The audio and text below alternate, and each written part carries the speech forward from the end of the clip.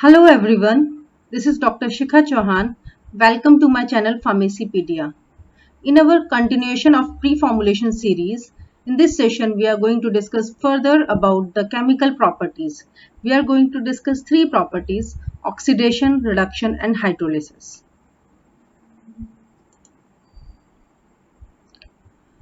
So in the previous session, we discussed about the racemization. In this session, we are going to discuss about oxidation, reduction and hydrolysis. All of them are actually the degradation pathways being followed by the drug substance once entered inside the body system.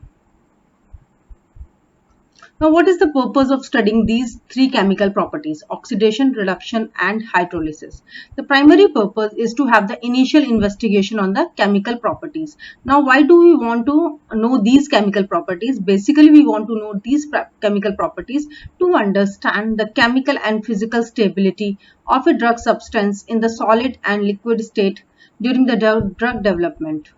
As pre-formulation, we carry out the following substances: oxidation, reduction or hydrolysis degradation pathways to understand about the shelf life of the marketed product, to understand the actual stability of the product.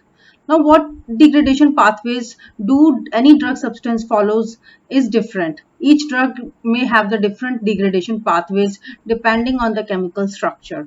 Now, accordingly, the stability with respect to temperature differences, pH, light, or other factors like the presence of oxygen actually plays a critical role, and therefore it has to be understood during the pre-formulation study itself. The primary purpose of carrying out the pre-formulation study is to understand these types of the chemical and physical stability, which will help us in the drug designing and drug dosage form development during the formulation time. I'm going to start first with the hydrolysis. Hydrolysis, as the term understands, actually means the water. So it actually involves the nucleophilic attack of labile groups. For example, the lactam groups, esters, imide group.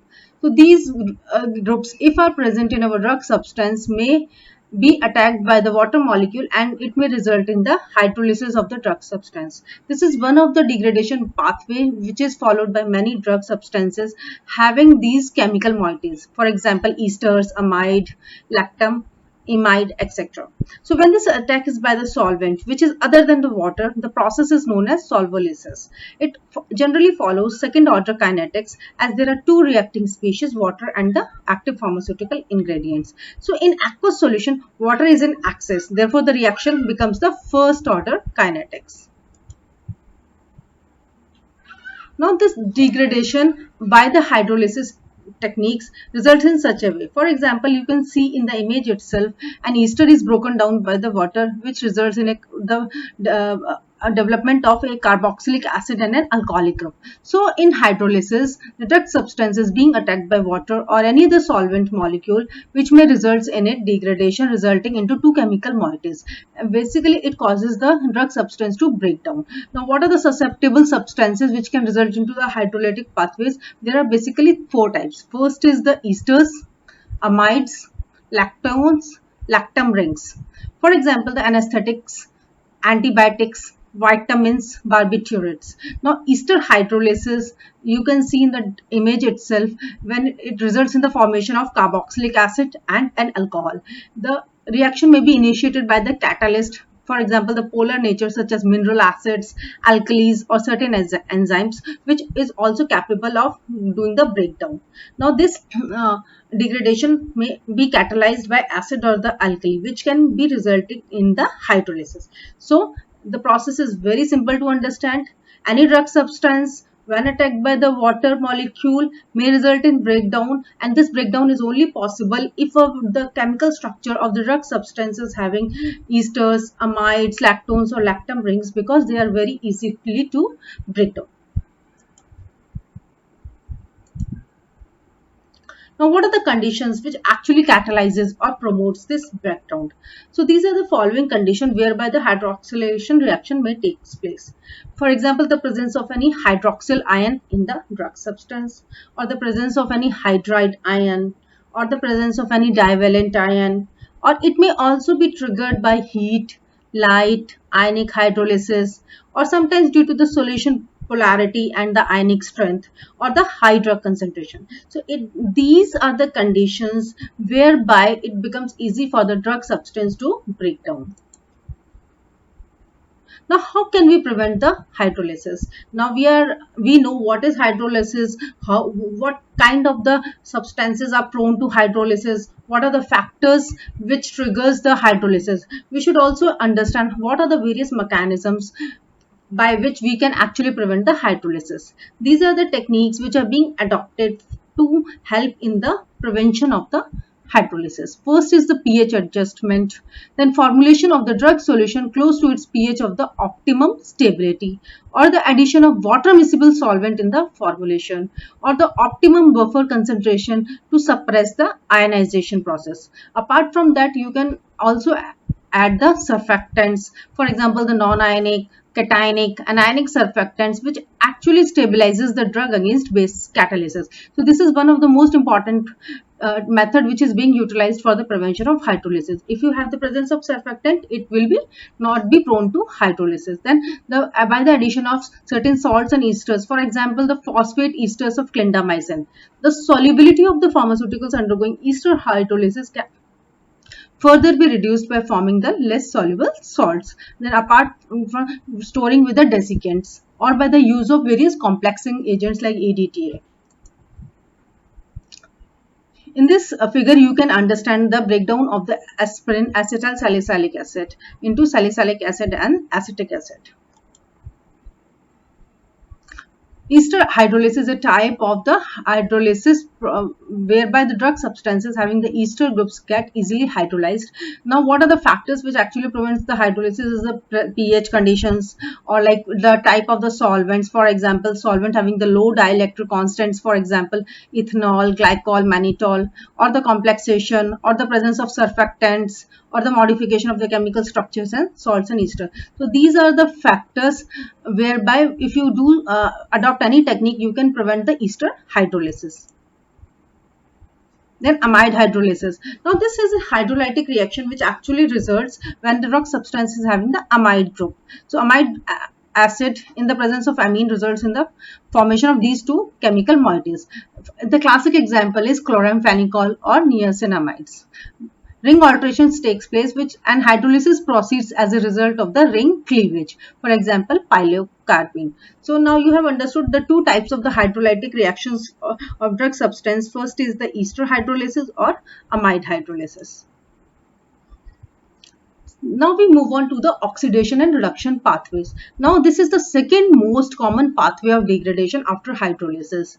So when one substance is getting oxidized, the other will be reduced. The classic examples of oxidation, reduction, degradation pathways are followed by drug substances belonging to the steroids, vitamins, antibiotics, etc. So it is actually mediated by the free radicals or molecular oxygen. It is a complex oxidative process and it is sensitive towards trace metals or other impurities. Now the redox reactions generally involve either transfer of the oxygen or hydrogen atoms or the transfer of the electrons. You have to keep this thing in the mind that it is very important that it results in the transfer of electrons or the transfer of oxygen or the hydrogen atoms. Now this is the oxidation. So oxidation is a very common pathway for the drug degradation in both liquid and solid formulations. Since liquid are more susceptible for degradation, so primarily being followed into the since they are highly unstable. Then oxidation occurs basically in two ways, either through the auto-oxidation pathway or free radical chain process.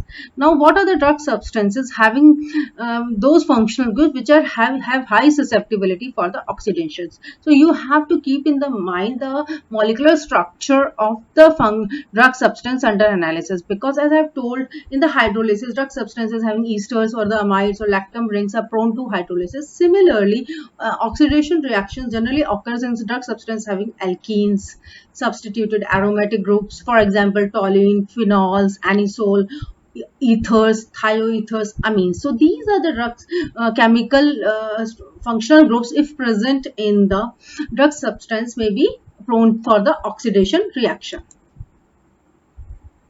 Now let us study first about the auto-oxidation pathway. So it is defined as a reaction of any material with a molecular oxygen, which ultimately produces the free radicals by homolytic bond fission of a covalent bond. For example, the alkenes. So these radicals are highly unsaturated and readily takes electrons from other substances, causing oxidation. So it is very simple. Due to the presence of the molecular oxygen, the substance breaks down by the homolytic bond fission reaction of a covalent bond if present in the drug substance group, and it results the highly unsaturated radicals. Now these radicals then further undergo oxidation reactions. So this is the auto oxidation process. It actually occurs in 3 stages. The first is the initiation study, then propagation phase, followed by the termination phase. During the termination phase, stable products are being formed. Now the oxidation is due to the presence of the oxygen. It is further triggered by the temperature conditions, or like the presence of light or trace metals, which actually triggers the oxidation process, because it ultimately results in the production of the free radicals. So these free radicals actually propagate the oxidation reaction, which further proceeds until inhibitory destroys the radicals, or until side reactions eventually breaks down the chain. So actually the chain reaction takes place. Then when any substance is oxidized, these will happen. If there would be loss of the electrons, or the gain of the electronegative atoms or radicals, or loses the electropositive atoms or radicals. So addition of oxygen and removal of the hydrogen. So it is the most common pathway, that is the auto-oxidation. It involves the homolytic bond fission of the covalent bond, and each atom retains one of the electrons of the original covalent bond. So actually the bond is being broken down in the oxidation reduction pathway. Now, what are the factors which triggers these oxidation process?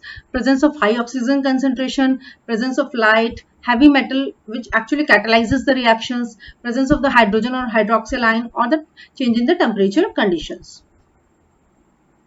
Now, how can we prevent the oxidation? We can prevent the oxidation by reducing the concentration of the oxygen at the reaction site, or by the storage in the dark and cool condition, because sometimes even light triggers the oxidation reaction, or by the addition of certain chelating agents. For example, the EDTA, citric acid and tartaric acid. Basically, they form the complex which slows down the oxidation process, and also by the adjustment of the pH, or by changing the solvent system, for example aldehydes, ethers, ketones, which may be influenced by the free radical reactions.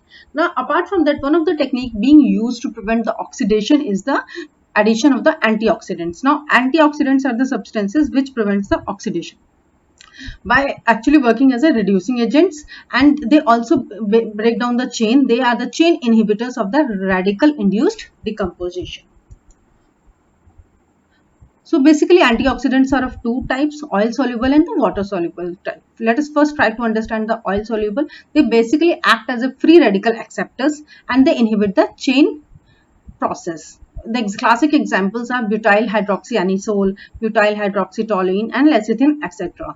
Now water soluble antioxidants actually oxidize themselves, and prevents further the oxidation of the drugs. So the classic examples are like sodium metabisulfite and ascorbic acids.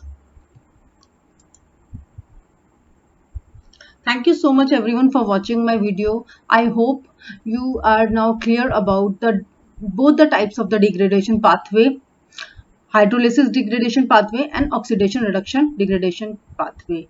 You should know how the process takes place, how you can prevent the hydrolysis, how you can prevent the oxidation reduction pathways.